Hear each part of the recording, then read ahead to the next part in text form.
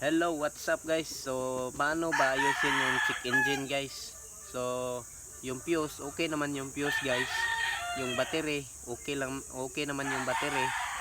Tapos yung may iba pa dyan guys, fuse. Okay naman fuse, wala naman sunog.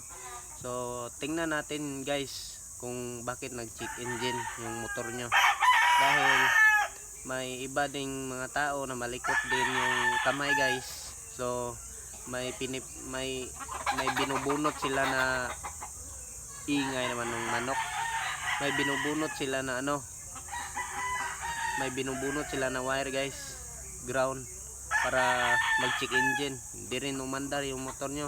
So papakita ko sa inyo guys para ma-aware po yung iba, dahil nakaranas na po ako nito na binunutan ng wire kasi nag-check engine. Kaya kinakabahan ako guys. So tingnan natin guys kung bakit nag-check engine.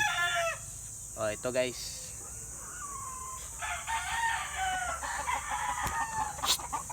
So yan guys. So ito po yung dahilan bakit nag-check engine guys. Dahil binubunot sa mga malilikot na kamay guys. Ito po yun guys. Ito po yung wire guys. Ito. Binubunot nila ito guys. Yung mamalikot na kamay, binubunot nila ito para hindi mag-start at mag-check engine yung motor mo. So ito yun guys. Ibalik natin guys. Madali lang kasi ito mabunot guys. So sa iba guys, nilagyan to ng yung pangtali guys. Yung basta pangtali guys, yung plastic na pangtali.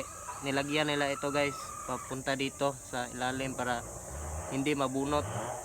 So ito kasi yung binubunot nila guys para mag-check engine yung malilikot na kamay. So yun lang guys yung tips ko sa inyo guys, para ma-aware para yung iba guys. So thank you for watching guys.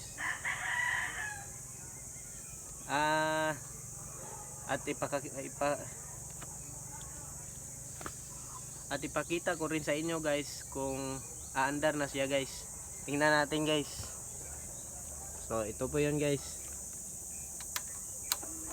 Okay.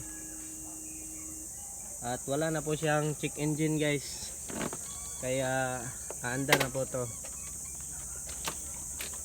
Yan kasi yung dahilan guys na mag check engine. Kasi binunot yung dito sa gilid. Madali lang kasi mabunot guys. Makikita lang kasi.